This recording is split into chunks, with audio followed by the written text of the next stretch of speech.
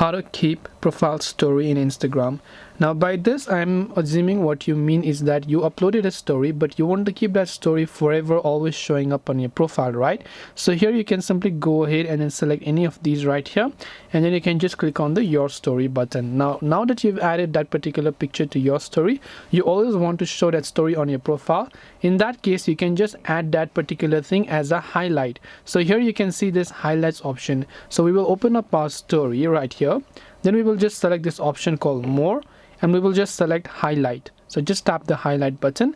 Now we can choose one of the highlights that we already have, or you can choose a new one. What this does is that even if your story expires after 24 hours, it will always show up in your highlights on your profile. So this is the way on how you can keep Insta profile story. I hope this video helped you. If you have got any further questions, feel free to also leave them down in the comment section below. As always, thank you very much for watching, and see you soon in the next video.